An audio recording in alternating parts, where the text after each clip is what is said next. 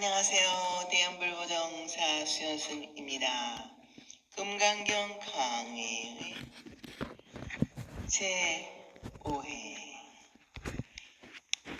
이치와 같이 사실대로 보다 페이지 49쪽 같이 공부하겠습니다. 우리는 스스로 우리를 보고 상대도 보고 부처님도 봅니다. 또한 나름대로 세상 사는 이치도 보고 인생도 보고 진리도 봅니다. 이렇게 끊임없이 보고 또 보지만 과연 진리대로 진여의 이치대로 실답게 보고 있는지요? 진실은 진실로 보고 거짓은 거짓으로 봐야만 합니다.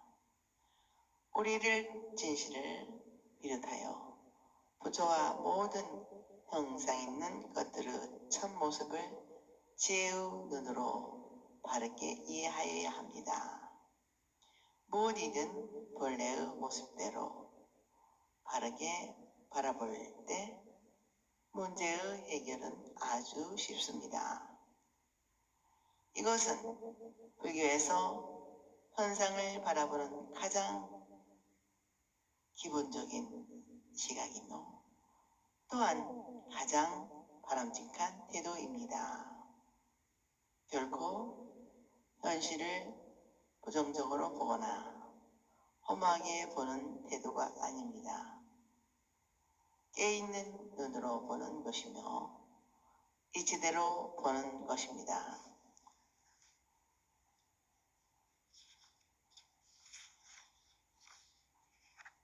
수보리야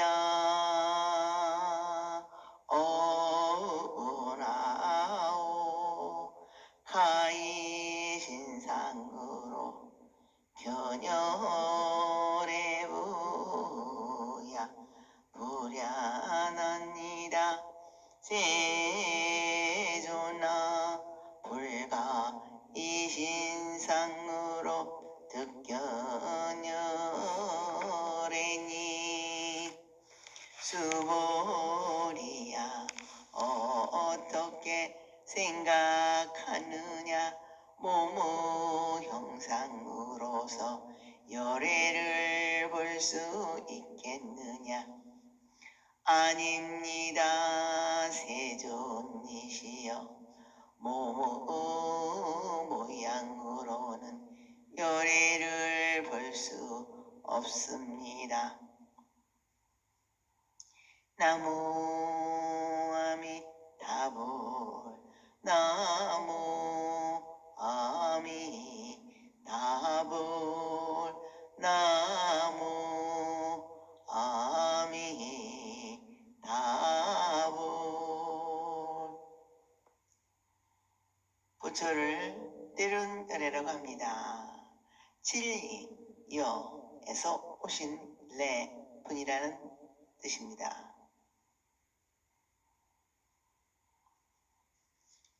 그러므로 진리 그 자체 우주와 삼라망상의 진실 생명 그 자체라 하겠습니다.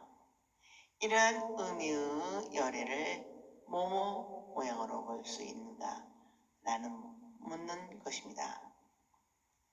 사실 부처님 생존 당시 살아계신 부처님을 보고 저분은 부처가 아니라 라고 생겼을 사람이 과연 몇 명이나 되겠습니까?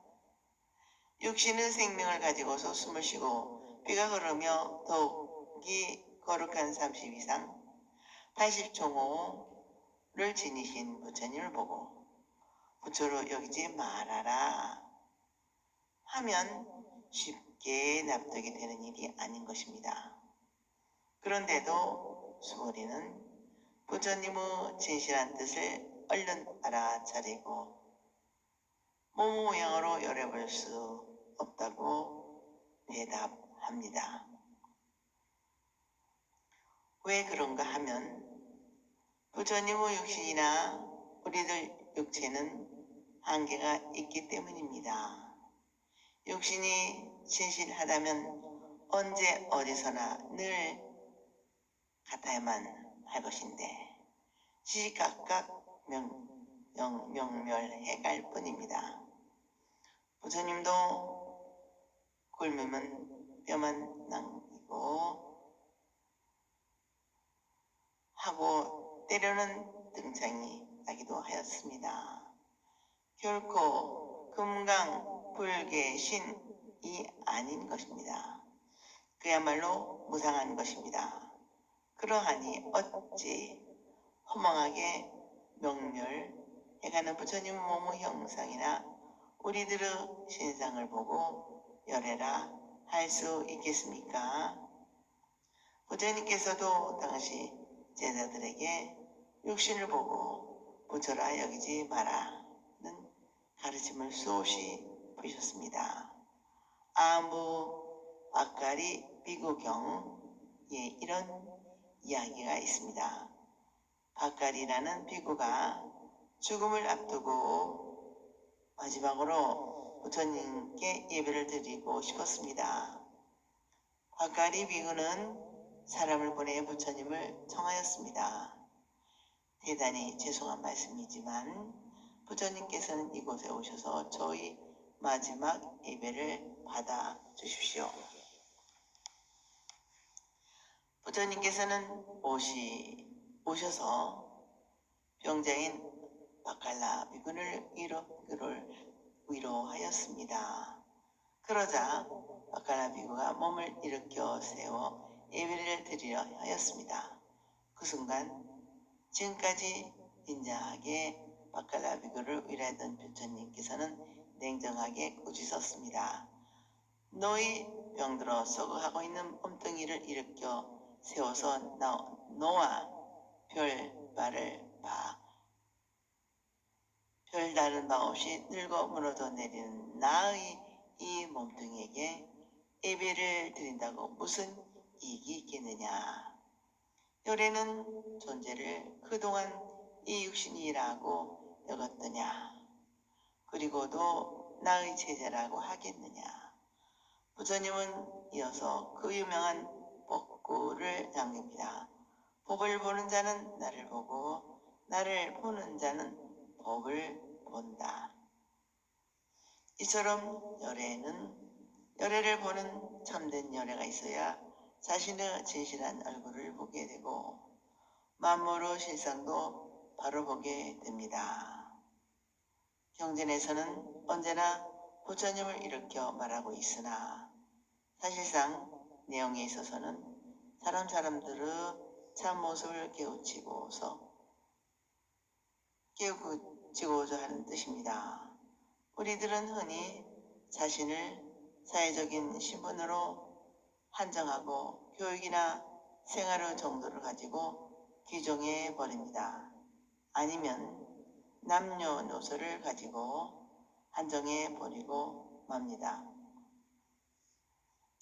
이와 같은 이쪽 조건으로 자신뿐만 아니라 다른 모든 사람들까지도 참 인간성, 진실성, 생명체, 본래 면목의 실상이라고 한정해 버린다면 가지고 있는 보물을 조금도 환영하지 못하고 넣어두고 썩히는 것과 마찬가지입니다. 비유컨대 금덩어리를 잘못 알고 쓸모없는 돌이나 흙덩이로 취급했다면 그 손실은 너무나도 클 것입니다. 그러므로 열애를 사실대로 바르게 알라. 자기 자신을 본래의 모습으로 바르게 보라는 것입니다. 눈에 보이는 현상만을 쫓아서 자기 자신을 범하여 모든 사람들을 그리고 부처님을 왜곡되게 보지 말라는 것입니다. 아이고 열애소설 신상은 즉비신상이니라. 왜냐하면 열애께서 말씀하신 모무 모양은 곧 모무 모양이 아니기 때문입니다. 부처님께서 수보리에게 모무 모양을 묻는 것은 진리의 몸인 열애의 참모습을 밝히고자 한 것입니다. 그 뜻을 잘 간파한 수보리는 모모 모양으로 열애라고 할 수가 없다는 대답뿐만 아니라 부처님께서 말씀하신 몸이라는 말의 진실까지도 밝히고 있습니다. 즉, 여러께서 말씀하시는 몸은 참다운 진리의 몸, 마음의 몸, 영원한 법신이 아니라는 것입니다. 법신은 형상이 아니므로 형상에 떨어진다면 열애의 진실한 모습을 볼 수 없을 뿐만 아니라 사람들의 참다운 인간성도 볼 수 없게 됩니다.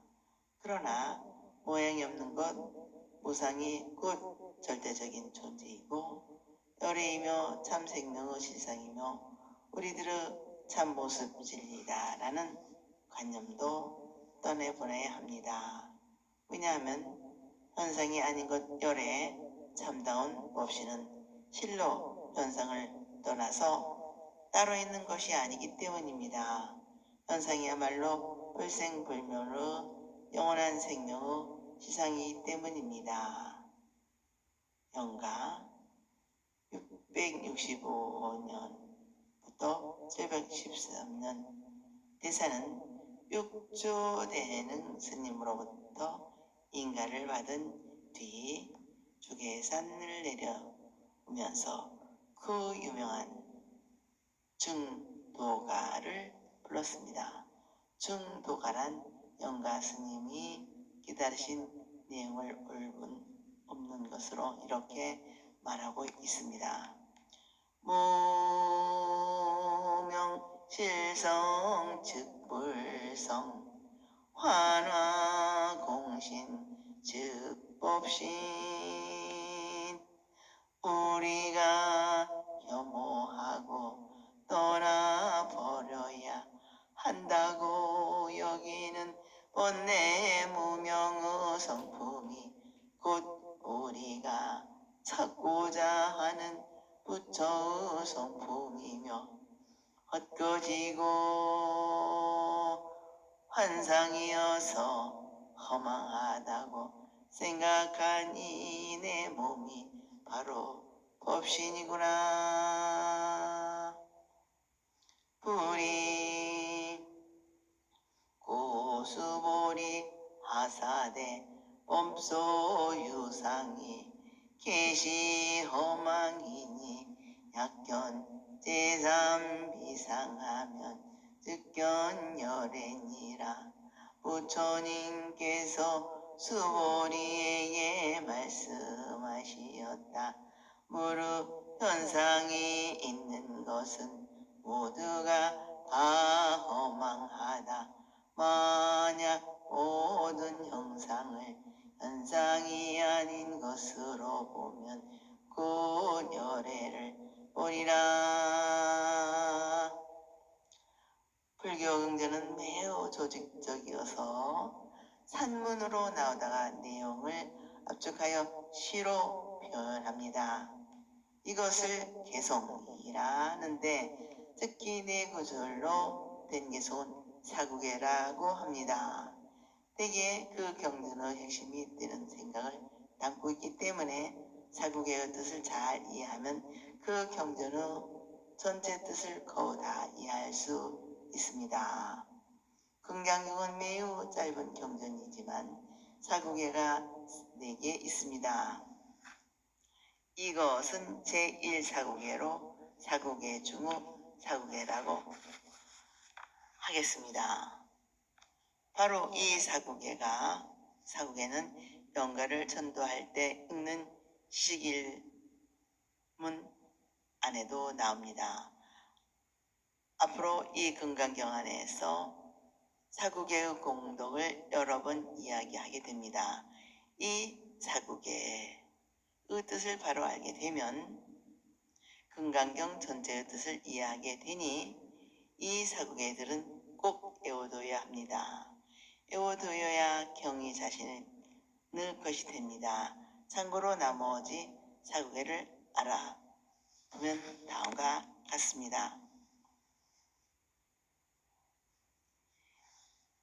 제2사국에 창엄정도군 제10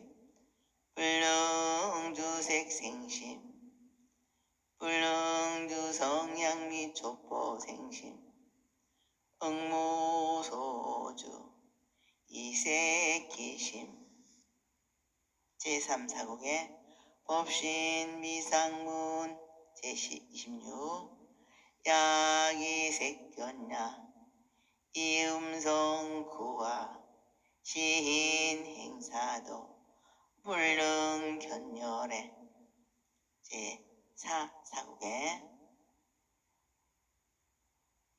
응화비신문 32제 일체유유법 여몽한 도영 여러 여여전 응자여시관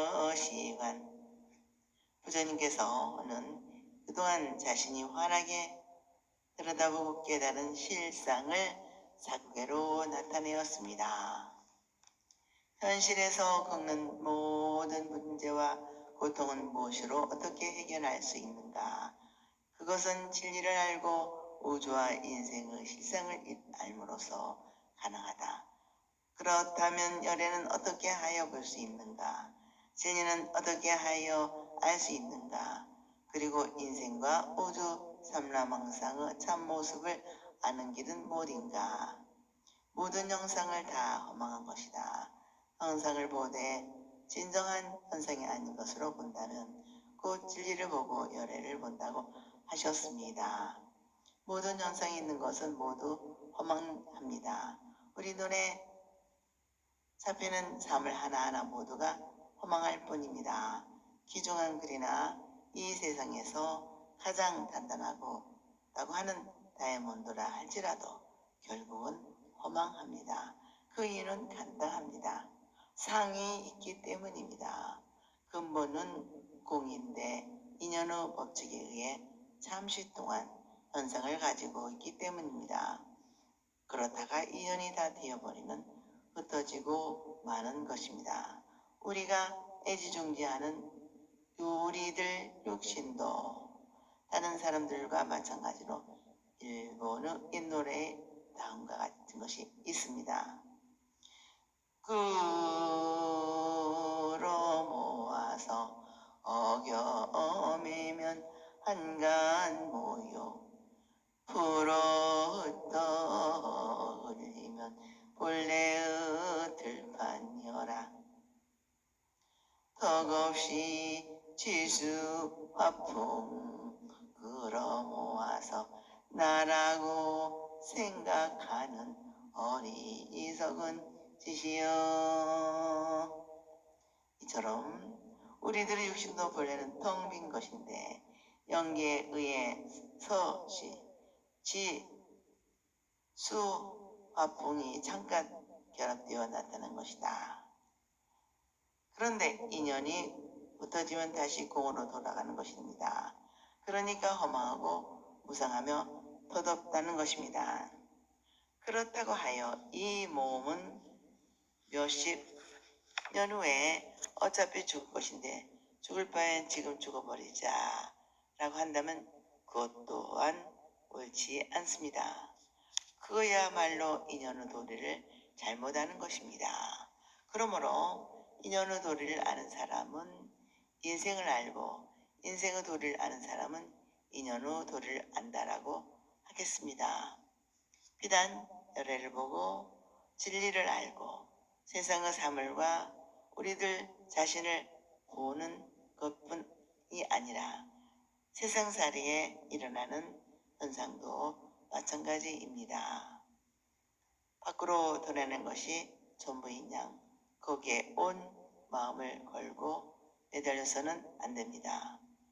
그러나 우리들 마음속에는 이미 우리들 나름대로 업과 인연에 의해 어떠한 결례가 자리 잡아 나 하나의 현상으로 굳어져 진실을 법을 어뢰를 이해하지 못하고 있습니다. 이것을 금강경에서는 상이라고 거듭거듭 말하고 있는 것입니다. 그러므로 현상이 불생불면의 진리임에도 불구하고 그 속에 속지 말라는 것입니다. 우리들은 눈에 비치는 생각으로 잡히는 현상을 모든 것을 모든 것이라고 온갖 삶의 무게와 가치를 다 싣고 살아서는 안 된다는 것입니다. 비유컨대 금으로 불상을 만들었을 때 부처의 모양을 보지 말고 금 자체를 보라는 것입니다. 그 금의 가치를 불상에 있는 것이 아니고 금에 있습니다. 설사 그 금으로 대주 형상을 만들었어도 금의 값은 변함이 없는 것이 사실입니다. 대주의 형상은 얼마든지 불상으로 변할 수 있고 마찬가지로 불상이라는 현상도 얼마든지 대지로 변할 수 있지만 금이라는 가치는 조금도 손생되지 않는 것입니다. 금불상은 값진 것이고 금대지는 무가치할 것이다 라고 할 수 없습니다. 그러므로 상에 걸려서 근본의 가치를 보지 못하면 안 되는 것입니다. 그러므로 좀 더 눈을 뜨고 보면 안다고 하는 게 아니고 있다고 하는 것이 있는 게 아닌 것입니다. 그래서 부처님께서 만상을 이해하고 하는 도리를 일으켜주는 것입니다.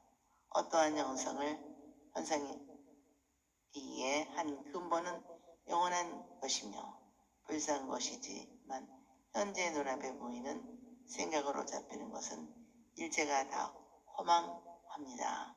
허망한 것을 허망하게 볼 줄 알 때 바로 그 자리에 열애가 나타납니다.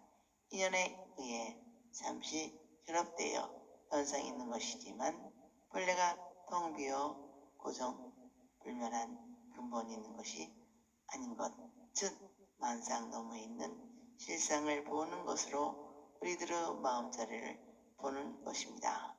그것도 변덕스럽고 차별하는 마음을 보는 것이 아니고 근본 마음, 본 마음자리를 보는 것입니다. 그냥 눈에 보이는 현상에 쫓아가서 한 치 앞도 내다보지 못하고 울긋불긋한 현상에 매여 너무나도 얄팍한 삶을 살고 있는 것을 부처님께서 보시고 너무나도 안타까워 모든 상 너머에 있는 열애를 찾으라 하신 것입니다. 거듭 말하지만 존재를 존재하는 것으로 보아 만상이 다 무너졌을 때 그곳에 반야가 드러납니다.